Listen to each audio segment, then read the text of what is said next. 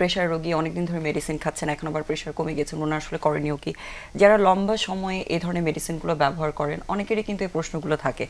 So pharmacologist হিসেবে যেহেতু আপনি মেডিসিন নিয়ে ডিল করেন, এই বিষয়ে আমাদের দর্শকদের কিছু তথ্য দিতে চান কিনা বা কিছু ইনফরমেশন তাদের কাছে দিতে চান কিনা যেটা তাদেরকে আশ্বস্ত করতে পারে ট্রিটমেন্টের ব্যাপারটা নিয়ে? জি, ধন্যবাদ। আপনি যথাযথই বলেছেন যে এটা তো ওয়ান ওয়ে ট্রাফিক। একবার শুরু হলে মোটামুটি ধরে নেওয়া যায় মৃত্যু পর্যন্ত ওনাদেরকে প্রেশারের ওষুধ খেতে হবে। কিন্তু সমস্যাটা হলো যে অনেকগুলি প্রেশারের ওষুধ আছে এবং এক একটা প্রেশারের ওষুধের পার্শ্ব প্রতিক্রিয়া এক এক রকম। আমি খুব সিনপসিসভাবে বলতে চাই যে যে কোনো প্রেশারের ওষুধই যদি ডোজ অল্টার হয়ে যায়, ডোজ বেশি করে খেয়ে ফেলেন, তাহলে ব্লাড প্রেশার কমে যেতে পারে। প্রশ্ন, ডোজ কেন ইচ্ছা করে কেউ খাবেন? সাধারণত জেরিয়াট্রিক পেশেন্ট বয়স যখন হয়ে যায় তারা প্রায় অনেক রাতে বলে একসাথে অনেকগুলি খান। তো উনি খুলতে যে ভুল করে এটা হয়তো দুটো খুলে ফেললেন আর একটা হয়তো ওষুধ খুললেন না, তাহলে তার আনইনটেনশনাল বেশি কনজাম্পশন হয়ে যেতে পারে। এটা একটা কারণ।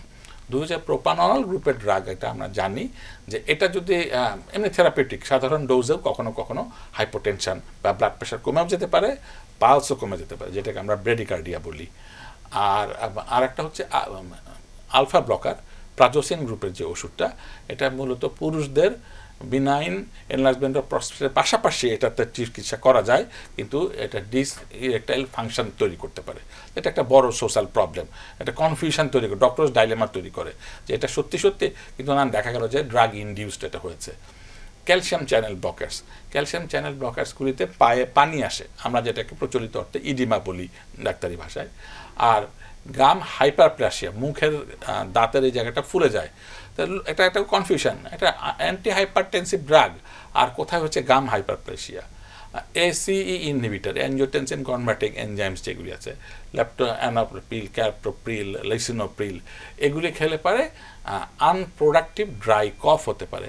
পেশেন্ট সারাক্ষণ খুক খুক খুক খুক করে। তার মানে কি ধরনের ওষুধ ডাক্তার দিচ্ছেন সেটার সাইড ইফেক্ট বা কমপ্লিকেশনস যেগুলোই হতে পারে সেটা সম্পর্কে যাতে পেশেন্টকে একটু অ্যাওয়ার করে দেওয়া হয়, যে অসুবিধাগুলো একটা ওষুধের প্রভাব হিসেবে তৈরি হতে পারে। জি জি জি।